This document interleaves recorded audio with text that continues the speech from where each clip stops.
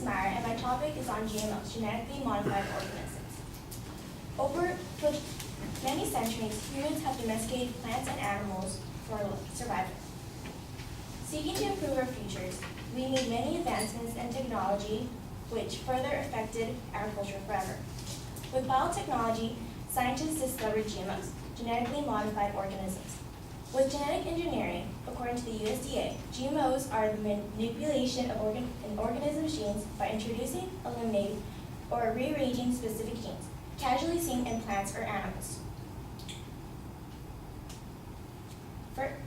Today I am advocating how GMOs are advantageous to society. GMOs reduce environmental damage. Secondly, GMOs are economically beneficial for humans. Lastly, GMOs provide nutrients that lack in humans.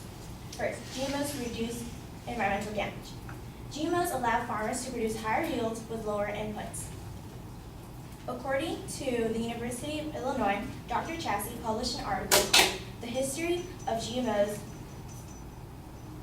in Food and Agriculture." He stated, farmers elect to pay more for seeds that will produce higher yields, require less chemical inputs, reduce labor, and shrink environmental footprint of agriculture. With genetically modified organisms, farmers do not need to rely on a huge amount of chemicals and spray them onto their crops. So that leads to prevention of chemicals leaching through the oil and runoff. Furthermore, GMOs reduce the emission of greenhouse gases. PG Economics specializes in plant biotechnology. In 2012 stated, crop biotechnology has contributed to significantly reducing the release of greenhouse gas emissions from agricultural practices. This release results from less fuel use and additional soil carbon storage from reduced tillage with GM crops. In 2012, this was equivalent to removing 27 billion kilograms of carbon dioxide from the atmosphere, or equal to removing 11.9 million cars from the road for 1 year. With genetically modified organisms, farmers do not rely on machinery that use fossil fuels to spread the chemical fertilizers. With genetically modified organisms, this reduces the use of fossil fuels, and as if you know, fossil fuels emit carbon dioxide to the atmosphere. Not only do GMOs reduce environmental damage, they also are economically beneficial for humans. GMOs feed a growing population at cheaper prices. Without bioengineered crops, the price of food would be 5 to 10% higher than it is now, particularly for meat, poultry, eggs, milk, and processed food. David Silverman from the University of California, Berkeley.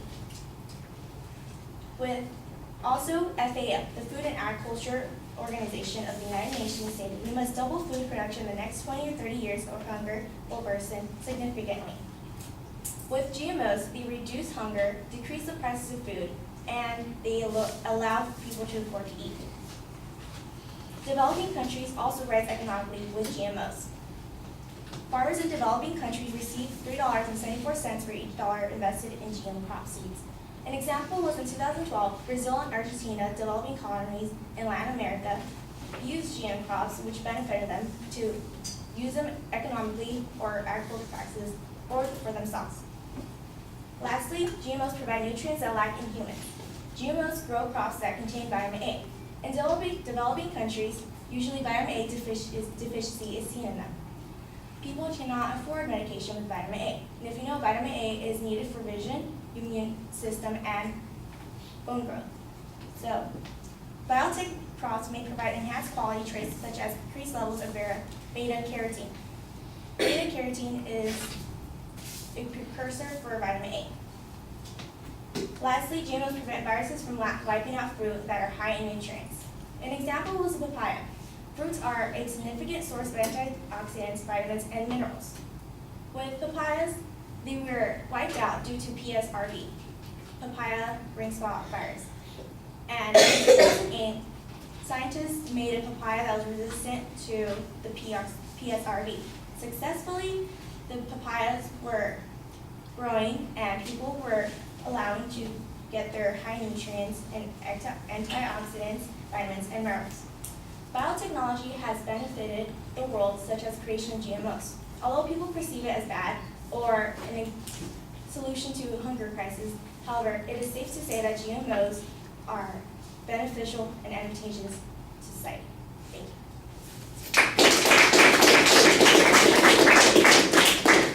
you.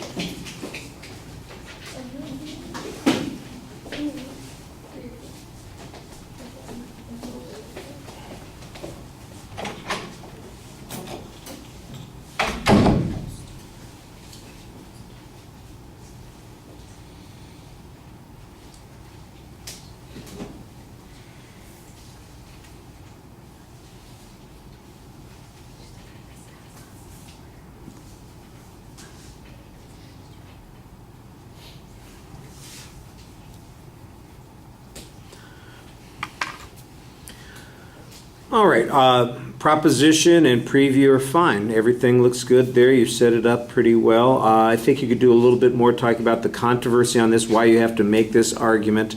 I know you're not getting into some of the issues concerning the health concerns that people have because your focus is someplace different, but that's one of the reasons that people talk about this issue. You need to have an explanation about why we don't need to be afraid of these kinds of things, why they in fact have substantial advantages to us. In the body of the speech, your signposts are there and they are phrased pretty clearly. Sometimes the transitions are a little bit awkward, and when you, where are you? You're there, there you are. When you listen back, I think you're going to hear some of that. It's probably a little practice that would help because the cadence sounds kind of mechanical. It's very staccato as you're delivering the presentation, and so sometimes it just feels, when I say that, people don't even know what I'm talking about, like you're just typing. Yeah. And I can see that you're being thorough and you're getting through everything, but it sounds mechanical and it all runs together a little bit. We need an indentation here and there. We need to have a little bit of space. You need to have a little bit of separation. So think of it, if you were writing an article, if you're writing an essay and you didn't use any spacing in your presentation, it would be hard to pick out the words, the sentences, and where the paragraphs were. That's what you need. You need kind of a little bit of spacing here and there. Sometimes it's just a phrase that would help you. Sometimes it's a pause to let us catch up with where you are. But it all flows so consistently that it just doesn't, it's not as effective as it could be. That doesn't mean that it's unclear, but it does mean that it's not coming across the way I think you would like it to. Although the secondary claims, like I said, they are usually explained. You do a pretty good job on that. You're also pretty good about citing your information. There are a couple of places where I think the data could be a little bit more elaborate, but I did think that you did a good job talking about how much it reduced greenhouse gases. You talked about chemicals that don't have to be put into the environment. That wasn't really quantified. That was a little, like I said, vague in general, but the other one was a lot more specific. I like that. There are a couple of good cost statistics, although they're not always explained, and there was one where I got the citation afterwards, so I wasn't really sure, as we talked about last week, where the quoted material started and where it was your inference that was being made. There's a reference to vitamin A, but I didn't think that was developed as well as the papaya example. And the papaya example, I think, needed to have a little bit more context also. How significant an economic issue is it? And if you could show, for instance, that it basically rescued the papaya crop or something like that, that would go a long way to making the economic argument that you have. It's kind of hypothetical at this point. I thought that you had a good summary and exit at the end of the speech, also reminding us of the point that you were trying to make. All right, thank you.